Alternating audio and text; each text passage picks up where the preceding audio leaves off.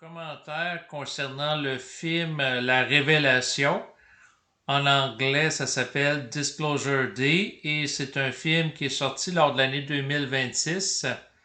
Donc, d'entrée de jeu, ce que je vous mentionne, c'est que si vous n'avez pas visionné le film et que vous ne voulez pas que je vous dévoile certains punchs concernant le film, à ce moment-là, je vous propose de mettre dès maintenant sur pause cet enregistrement, d'aller visionner le film au cinéma et par la suite reprendre l'écoute de l'enregistrement. Donc, si vous voulez pas que le film vous soit divulgâché, à ce moment-là, c'est de faire ça. Sinon, ben, c'est parce que je vais faire, lors des prochaines minutes, allusion directement au film, là, d'une manière assez directe et explicite à différentes choses que je veux commenter. Donc, au cours des derniers jours, il y a plusieurs personnes qui ont commenté le film. Là, si je pense à l'auteur dans le domaine de la métaphysique et de l'ufologie, Jean Cazot, qui a fait un enregistrement se rapportant au film sur YouTube. Il y a Richard Glenn, ça fait plusieurs semaines d'ésotérisme expérimental qui produit des enregistrements en relation avec le film. Il y a même Daryl Anka qui canalise l'entité qu'il prénomme Bachar, une entité extraterrestre qui a commenté également le film. Donc, dans le domaine de l'ufologie, ce film produit par Steven Spielberg fait beaucoup réagir dans le milieu ufologique. Certains voient là le plus grand film dans le domaine de l'ufologie là, pour l'année 2026. Et par rapport à des références auxquelles j'ai fait allusion, Jean Cazot, Richard Glenn, Derry Lanka, je mettrai en bas de l'enregistrement présent les liens web sur YouTube là, si vous voulez les écouter. Mais j'ai ma vision particulière là, par rapport au film, là, donc La Révélation de Steven Spielberg, que je vais vous partager donc dans les prochaines minutes. Bon, le film fait allusion au scénario où l'information à l'effet que les extraterrestres existent, que les ovnis également, qui a été occulté pendant plusieurs décennies, soit rendu disponible grâce aux médias de masse, notamment la télévision, les cellulaires, lors du jour du dévoilement. Donc, Disclosure Day là, en anglais. Bon, en français, on appelle ça la révélation. J'aime moins la couleur religieuse là, que ça a, là, parce que la révélation, ça me fait penser un peu à la révélation de la Bible. L'idée derrière le film, c'est de voir un petit peu les forces qui, d'un côté, veulent que l'information se rapportant à l'existence des extraterrestres, des ovnis, soit rendue publique à travers les médias, versus les forces qui s'y opposent. Donc, la tension réside par rapport à ça. En fait, dans le film, ça m'a agacé tout le long du film l'usage d'une mystérieuse baguette de métal, là, qui est une espèce d'amplificateur de facultés psychiques. Donc, dans le domaine de la magie opérationnelle, on va penser à des personnages comme par exemple Harry Potter ou les magiciens en fait qui vont avoir des baguettes magiques.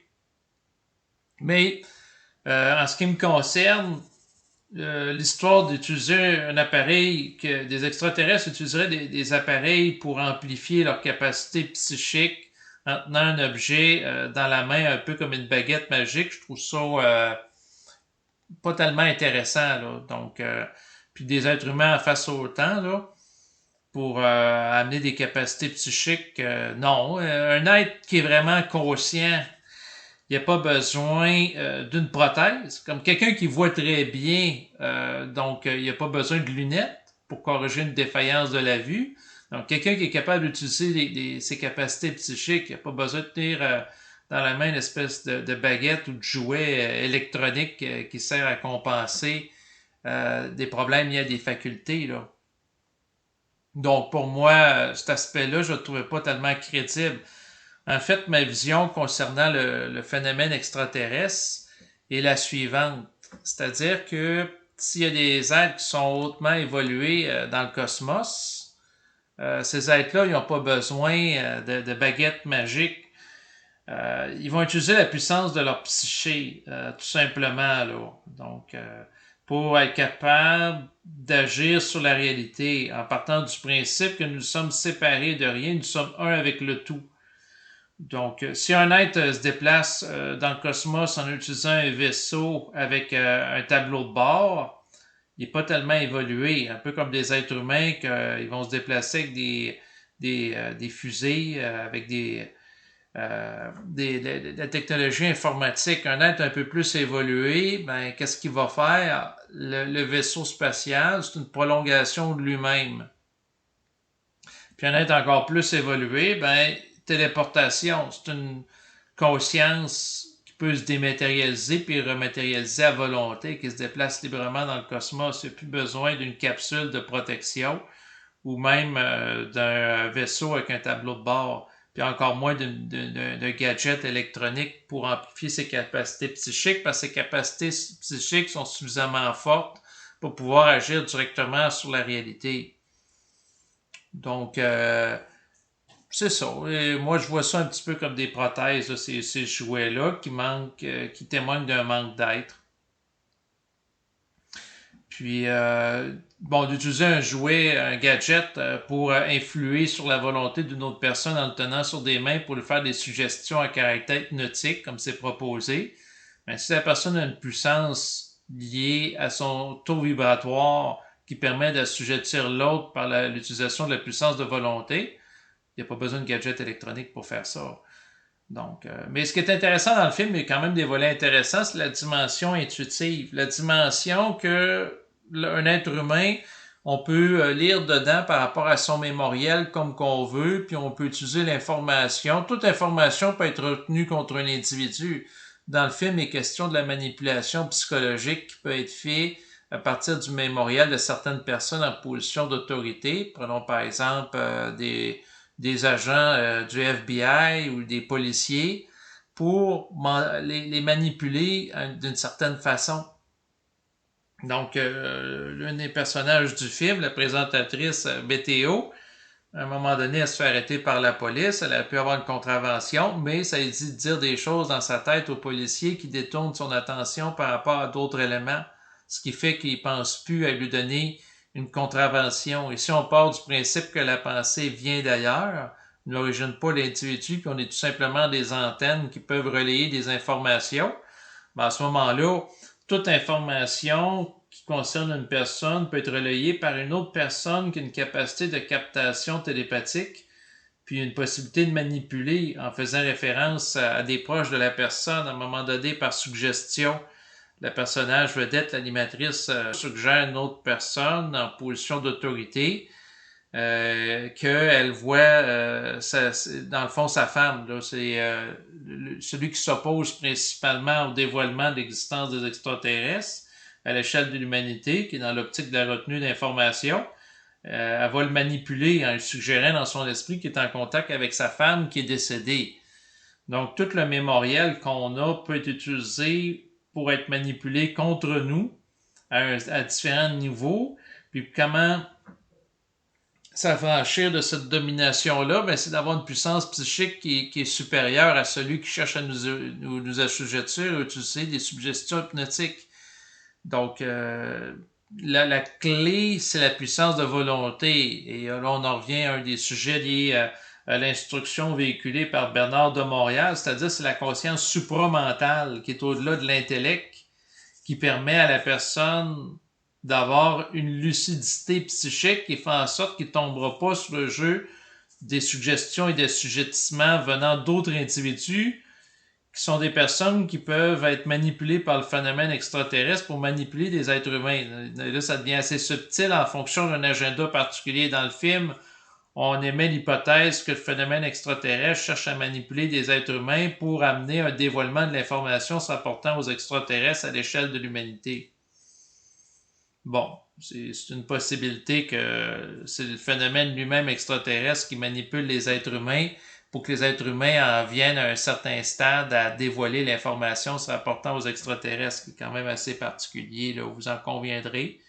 l'un des aspects les moins intéressants du film, que je trouve moins crédible, ça a été par rapport au langage des extraterrestres, là, donc des bruits, là, c'est-à-dire l'une des séquences du film, dans le fond, c'est d'entendre des espèces de petits marmonnements.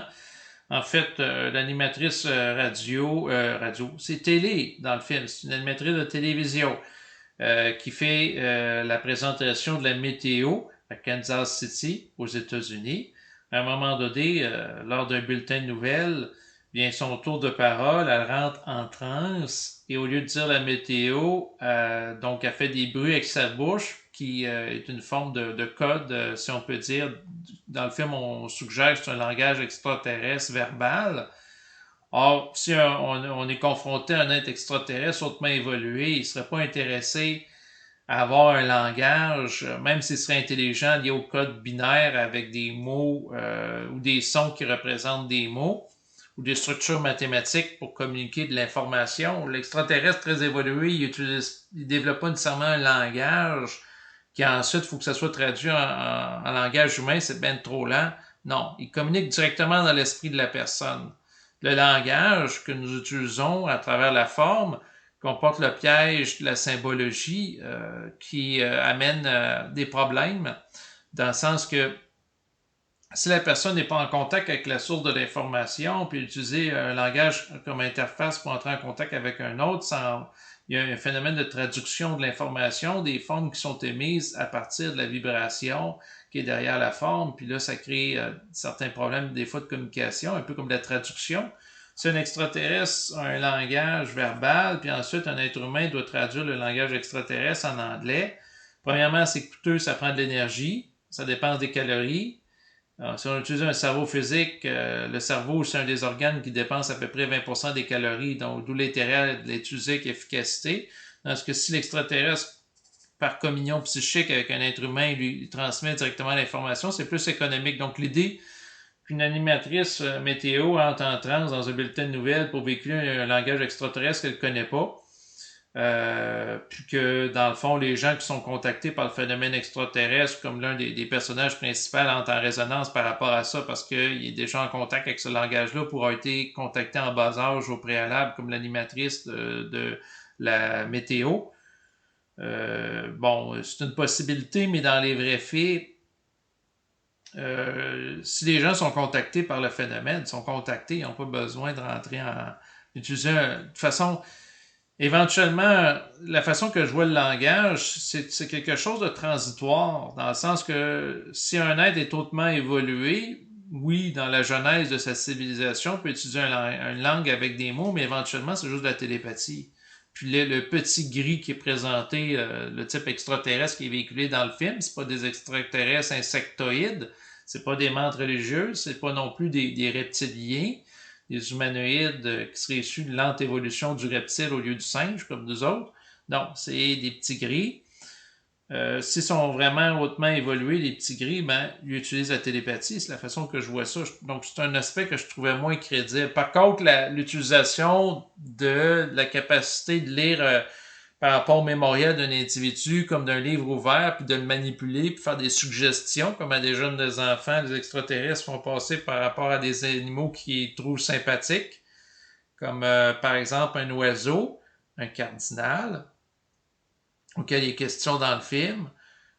Ça peut être aussi par rapport, dans le fond, on peut trouver différents animaux. Là. Dans le film, c'était question principalement du cardinal rouge comme oiseau, mais ça peut être aussi un cerf auquel on fait allusion, etc. Pourquoi? Ben, bon, le film donnait comme explication que l'enfant voit un animal qu'il trouve sympathique, ça va le calmer, ça va le détendre.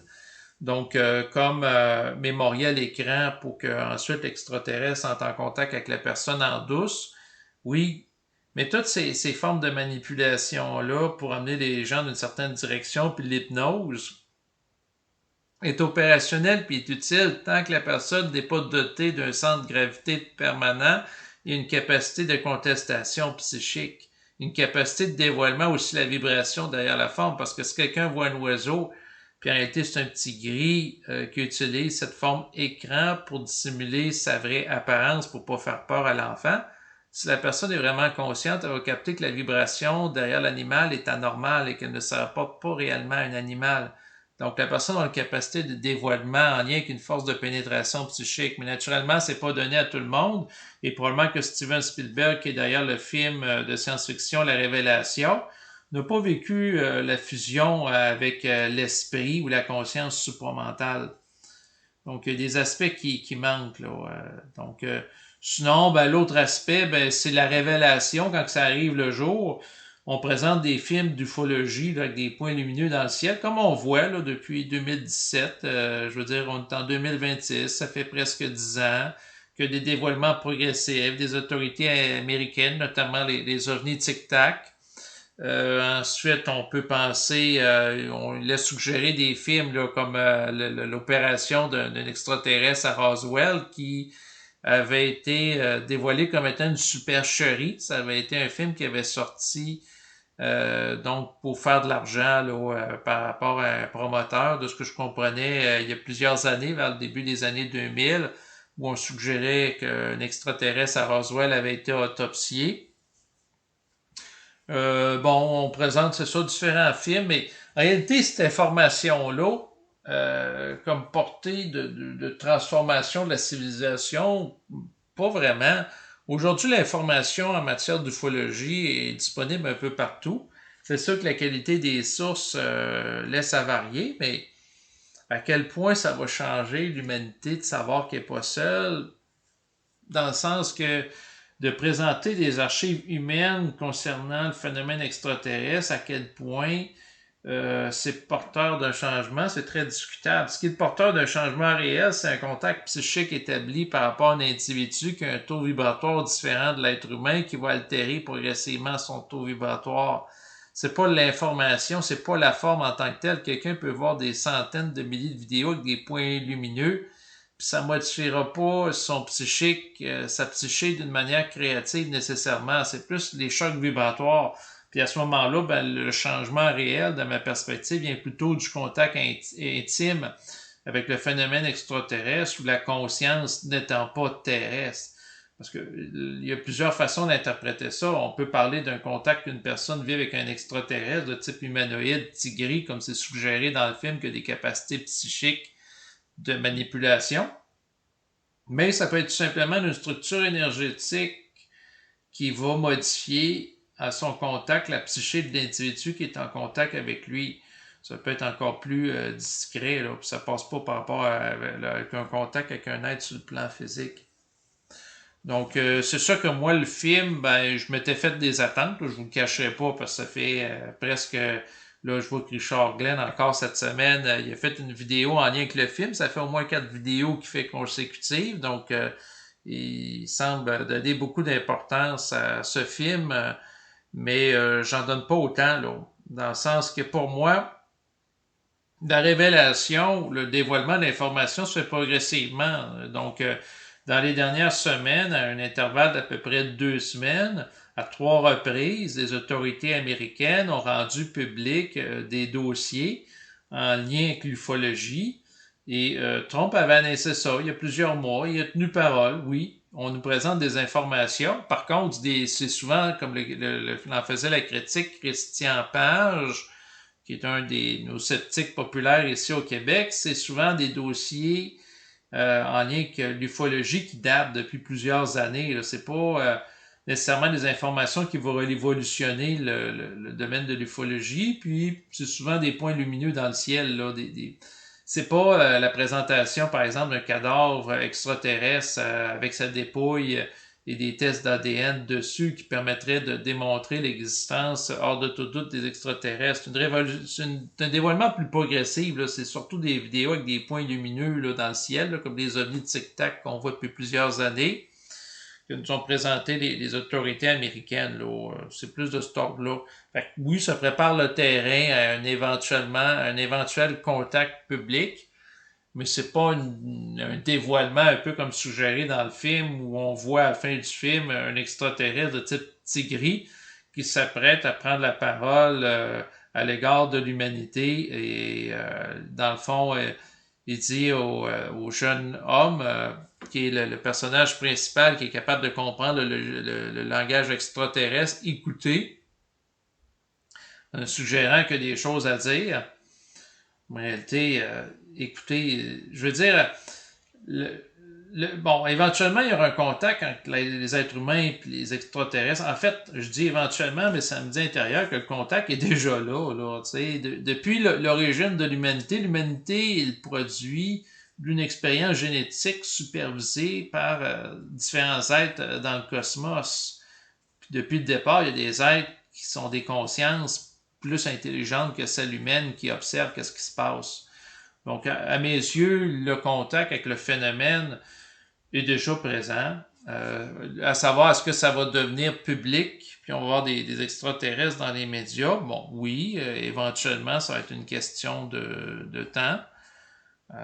Mais qu'est-ce que j'ai déjà à dire par rapport à ça?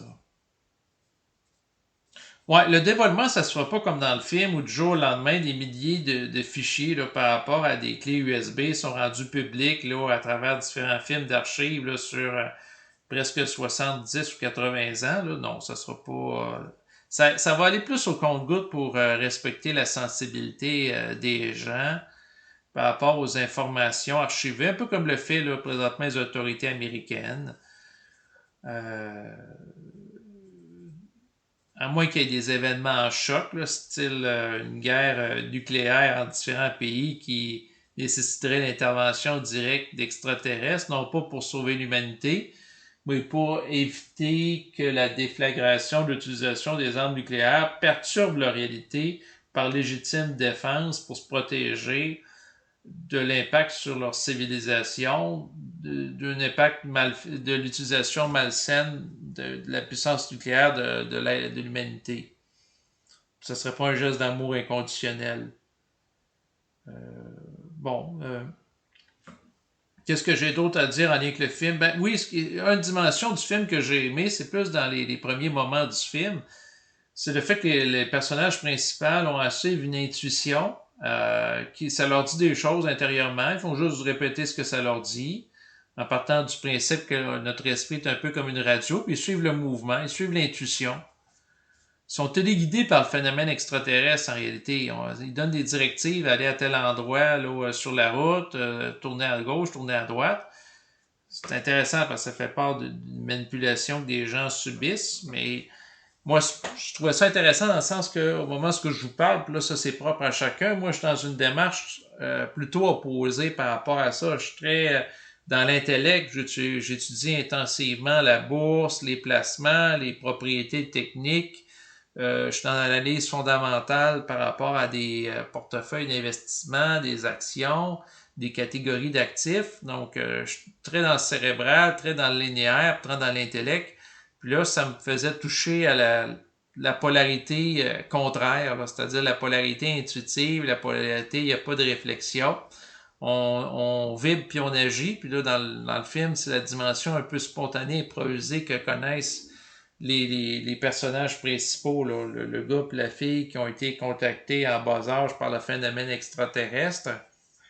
Donc, ils sont manipulés hein, aussi par rapport au phénomène. Faut pas l'oublier parce que ça leur dit de dire des choses puis ils s'exécutent automatiquement parce qu'ils n'ont pas nécessairement une volonté oppositionnelle. Donc, mais c'est ça, ça me ramène un peu à la spontanéité puis sortir un petit peu de l'esprit de calcul, sauf que le point, c'est que la spontanéité, oui, ça a sa place, oui, ça permet, c'est intéressant dans le film parce que ça permet de voir que derrière ce qui semble incohérent en suivant une intuition, ben, il peut y avoir une cohérence supérieure qui échappe à la réflexion par rapport à un agenda particulier. L'agenda qui est le fil d'Ariane qui guide les individus dans le cadre du film, ben, c'est naturellement en venir à ce qu'il y ait un dévoilement public de l'existence du phénomène extraterrestre.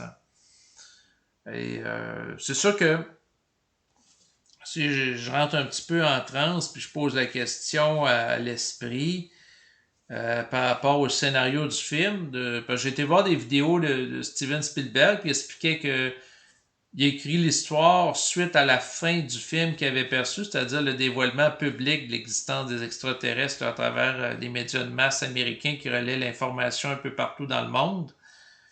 Euh, Est-ce que moi, ce que ça me dit ça va se faire progressivement. Ça ne se fera pas nécessairement comme dans le film, là, du jour au lendemain. On appelle ça le jour de la révélation. Puis toute l'information est dévoilée. Ça crée trop de chocs. Mais c'est sûr que tôt ou tard, l'humanité aura cohabité avec différentes espèces. À mesure que sa conscience s'élargit, à mesure qu'elle va être consciente de d'autres réalités. C'est un petit peu comme les scientifiques aujourd'hui sont conscients de l'existence des bactéries, des virus qui sont encore plus petits que les bactéries. Pourquoi? Parce qu'on a des microscopes qui permettent de les percevoir. Il y a 300 ans, il y a 1000 ans, il y a 1200 ans, il n'y en avait pas une compréhension ou une capacité de les voir concrètement dans l'infiniment petit. Dans l'infiniment grand aussi, on peut percevoir des choses qu'on ne percevait pas, mais éventuellement, il y a des appareils qui nous permettent de percevoir des fréquences lumineuses, des fréquences sonores que, a priori, nos sens physiques limités ne perçoivent pas, mais c'est pas parce qu'on les perçoit pas sur le plan physique qu'ils n'existent pas. Pas parce que les yeux sont pas capables de percevoir les infrarouges qu'ils n'existent pas. Même chose pour les ultrasons ou certains sons, par exemple, que les animaux, comme les chiens, peuvent entendre, mais pas nécessairement les êtres humains. D'ailleurs, l'audition humaine, si on pense à l'audition d'un adulte, a tendance à se dégrader, ce qui fait que des êtres humains adultes ou âgés, très avancés en âge, ne percevront pas certains sons très aigus que de jeunes bébés ou nourrissons peuvent percevoir. C'est une des raisons pour lesquelles je pars du principe, si on va voir un spectacle de musique, puis ma fille est là, comme hier, c'est que elle va, je pars du principe qu'elle perçoit les sons aigus plus intensivement que moi, ce qui fait que le dosage sonore qui est agréable pour moi peut être agressant pour elle, ce qui fait qu'il faut réduire l'exposition à certains sons. Donc, des fois, on va voir des jeunes enfants qui vont avoir un casque de protection auditive dans le cadre de spectacles de musique rock. Et en effet, ça me semble très approprié. Pourquoi? Ben, pour pas créer des chocs, une agression auditive à l'enfant qui est exposé à des sons qui sont très forts. Puis le fait qu'une audition qui est meilleure qu'un être humain moyen ou avancé en âge. Donc, même au niveau de l'être humain, on ne perçoit pas les mêmes choses. La sensibilité auditive se dégrade avec le temps chez beaucoup d'êtres humains, ce qui fait que des gens qui ont besoin d'appareils auditifs au fil du temps. Puis, il y a des êtres humains qui peuvent percevoir l'existence des extraterrestres, d'autres pas, qui peuvent percevoir des présences, d'autres pas. Il y en a qu'on va qualifier de médiums qui perçoivent des formes au niveau vibratoire, psychique, puis d'autres qui n'ont pas cette capacité-là. Mais le point que je veux faire, c'est que la perspective que les extraterrestres existent, oui, ont toujours existé, puis tôt ou tard, le dévoilement va se faire. Est-ce que, je regarde entre autres Daryl Anka qui canalise l'entité qui se prénomme Bachar. Bachar qui veut dire en langage arabe messager, c'est ce qui est expliqué. Bon, qu'est-ce qui va advenir de son concept? Parce que là, il lui disait que l'année 2026, c'est celle du dévoilement. Steven Spielberg sort son film La Révélation qui concerne le dévoilement de l'existence des extraterrestres. 2027, le contact avec les extraterrestres. Est-ce que tout ça va se concrétiser? On verra bien. Pour ce qui est de l'année 2026, au moment où je vous parle, on est rendu au mois de juillet 2026, donc la moitié de l'année est faite. Oui, les autorités américaines ont dévoilé certaines informations liées au phénomène extraterrestre, mais on ne voit pas quand même là, dans les bulletins de nouvelles ici au Québec à TVA ou à Radio-Canada des phénomènes aériens non identifiés à multiples reprises. Là, à savoir si les extraterrestres se présenteraient d'une manière plus transparente dans les cieux. La réponse, c'est non. En fait, sinon, qu'est-ce que j'ai à dire? Oui, il y a des réalités psychiques qui existent. Oui, il y a d'autres types d'êtres. Oui, il y a des petits gris. Mais le point, c'est que ça sert à rien de donner trop d'importance à ça. Puis l'essentiel, c'est de s'occuper de sa vie. Tout simplement. Oui, c'est une forme de curiosité. Oui, c'est une réalité que ça existe. Mais Aujourd'hui, je fais un enregistrement par rapport à ça parce que bon, c'est un film qui était très attendu pour 2026. J'avais de la curiosité par rapport à ça. J'ai été voir le film et puis ça m'a pas vraiment impressionné. Là. Les gens qui connaissent puis qui étudient l'ufologie depuis plusieurs décennies, il y aura pas rien de nouveau là, sous le soleil là-dedans. Là. C'est-à-dire les gens qui sont contactés développent des facultés psychiques, sont en liaison psychique avec le phénomène extraterrestre. C'est toutes des choses qu'on sait déjà. Il y a de la manipulation psychique, suggestion hypnotique qui est faite par les extraterrestres. Ensuite, les extraterrestres peuvent couper les gens de certains, dans le fond, souvenirs avec des phénomènes de temps manquants. Puis là, après ça, par régression hypnotique, ben, les deux personnages principaux du film, l'homme et la femme, ben, dans le fond, ils reprennent contact avec leur passé où est-ce qu'ils avaient été contactés par les extraterrestres en bas âge, amenés dans des vaisseaux, etc. Bon, c'est des thèmes pour les gens qui étudient l'ufologique de longue date connaissent déjà. C'est juste que ça permet à des gens qui n'ont pas étudié l'ufologie d'avoir une base par rapport à certains éléments, à travers un film à caractère à suspense avec intrigue. C'est pas un film spectaculaire, là. C'est pas un film d'action. La passe, il y a peut-être eu 2 poursuites en auto, là, où ça bougeait un peu plus. Mais c'est plus un film à travers une intrigue, mais comme ça fait longtemps que j'étudie l'ufologie, j'ai pas été très intrigué, mais quelqu'un qui étudie pas nécessairement ça autant, ben, peut-être que oui. C'est ce que j'ai à dire. Est-ce que ce film-là va révolutionner le domaine de l'ufologie? Je pense pas. Ça consolide des informations qu'on a déjà. Moi, en ce qui me concerne, concernant Steven Spielberg, ce qui demeure mon film principal que j'ai aimé en matière d'ufologie, c'est Rencontre du troisième type, pardon, qui date de 1977, où ce qu'on voit Allen Hynek dedans, là. Donc, qui avait développé la typologie là, de rencontre premier, deuxième et troisième type. Puis on parle aujourd'hui de rencontre du quatrième type par rapport à des gens qui ont des contacts psychiques avec les extraterrestres. Mais la base en matière d'ufologie, pour le caractère musical aussi du film, avec la musique de John Williams, c'est vraiment le film Rencontre du troisième type là, que je préfère davantage que la disparition qui est sortie. C'est sûr que je trouve ça mieux que la reprise qu'avait faite Steven Spielberg, là, La guerre des mondes là, avec Tom Cruise, là, il y a plusieurs années, là, où les extraterrestres sont méchants et qui attaquent. Là, ça, c'est déconnecté, à mon avis, des réalités du phénomène extraterrestre. Mais l'autre point que je voulais faire aussi, c'est que des extraterrestres, c'est bien beau de les étudier, mais moi, je regarde ça d'une perspective avec les années. Je suis très pratique, très pragmatique, dans le sens que, bon, on peut étudier ça. Oui, ils ont des contacts avec des êtres humains. Oui, il y a certaines personnes qui sont liées psychiquement par rapport à eux, mais qu'est-ce que ça apporte concrètement dans notre vie? Je veux dire, si ça amène une guérison sur le plan de la santé, ça peut être intéressant. Est-ce que ça améliore nos finances? Est-ce que ça améliore notre vie amoureuse, etc.? Tu sais, c'est souvent pas nécessairement. Tu sais, il y a beaucoup, comment dire, moi, ma perspective présentement est plus dans l'étude de la finance pour améliorer ma vie financière concrètement, compte tenu qu'on est dans un monde qui est régi par l'argent. Par contre, je dis pas que ça n'existe pas les extraterrestres. Ce que je dis, c'est que ça sert à rien de s'en préoccuper trop inutilement. Puis si on a nous contacter, inquiétez-vous pas qu'ils vont le faire à travers de manipulations psychiques ou tout simplement à travers le contact qui peut s'effectuer lors de rêves en partie consciente ou lucide à certains moments. Puis, mais je courrais pas après eux. Il y a plusieurs années, j'ai déjà discuté avec un gars qui voulait aller à certains endroits, établir des contacts psychiques avec les extraterrestres pour qu'ils voient des apparitions d'ovnis dans le ciel. Mais je n'irai pas jusque-là.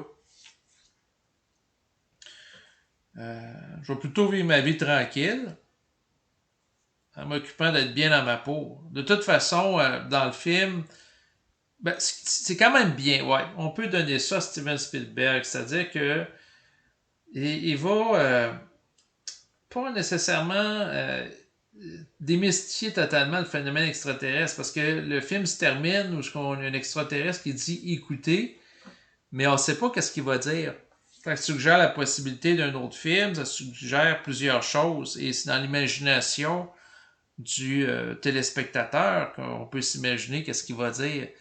Donc, au lieu de présenter les extraterrestres avec un agenda spécifique, on laisse la porte ouverte. C'est quand même très bien par rapport à ça. Même chose par rapport aux archives. C'est plus la présentation de certains faits comme l'existence des extraterrestres dans le film, que l'information a été cachée, notamment par rapport à la possibilité que ça soit caché, en fait, des entreprises industrielles qui collaborent avec le gouvernement américain dans le cadre de projets secrets de rétro-ingénierie, où on utilise les interfaces, des artefacts extraterrestres pour développer de la technologie humaine, entre autres à des fins militaires. On fait allusion à ça. On présente certaines informations de certains angles, mais on ne présente pas un agenda. C'est pas un film où on dit que l'agenda des extraterrestres, c'est de procéder à l'hybridation avec des êtres humains. Non. C'est là que ça devient intéressant parce que la personne qui écoute le film, ben, elle peut s'imaginer ce qu'elle veut par rapport à l'agenda des extraterrestres. C'est pas dévoilé d'une manière claire, explicite. Ça laisse place à l'imagination de la personne, qu'elle peut aussi projeter ses propres intentions par rapport aux extraterrestres. Mais on présente certaines capacités physiques, non, psychiques devrais-je dire, non? Parce que les extraterrestres dans le film, des petits gris qui n'ont pas l'air trop en forme sur le plan physique, notamment celui qu'on voit à la fin du film qui a l'air âgé, un peu comme un vieillard qui se lève d'une chaise roulante, là. Donc, mais c'est ça, par rapport au film, sinon, ben, qu'est-ce que j'ai d'autre à dire? Je pense que j'ai fait pas mal le tour du sujet, mais à mon avis, les extraterrestres qui sont hautement évolués, ils n'auront pas de gadgets, comme je le disais d'entrée de jeu, là, de baguettes magiques. Ça va être des formes d'intelligence qui vont entrer en contact psychique directement avec l'être humain. Parce que si tu perds la baguette, t'es dans le pétrin. C'est un petit peu comme quelqu'un qui a besoin d'un ordinateur pour communiquer avec une autre personne. Si l'ordinateur ne marche pas, il est dans le pétrin. Tandis que s'il est capable de communier psychiquement à la personne, ben là, il n'y a pas besoin d'interface. Si sa force psychique est suffisamment forte, tu n'as pas besoin d'éléments pour amplifier sa fréquence psychique. Parce que sa fréquence psychique est suffisamment forte déjà à la base pour établir le contact. Il n'y a pas besoin d'amplification du signal télépathique. C'est ça qu'il faut comprendre.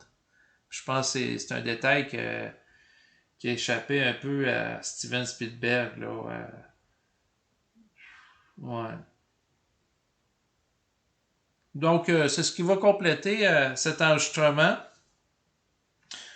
Sinon, est-ce que je suggère ou pas d'aller voir ce film-là? Ben, ça dépend. Si vous voulez un film avec une intrigue en relation avec le phénomène ufologique, qui vous fait un petit peu la synthèse de plusieurs informations qu'on cherche à dévoiler, là, avec une certaine mesure, ben oui, ça peut être intéressant. Mais est-ce que pour les gens qui étudient l'ufologie depuis 10, 20 ou même 30 ans, ils vont apprendre quelque chose de nouveau? La réponse c'est non. C'est ce que j'ai à dire, à mon avis. Donc, je vous remercie de votre écoute et je vous dis à bientôt. Au revoir.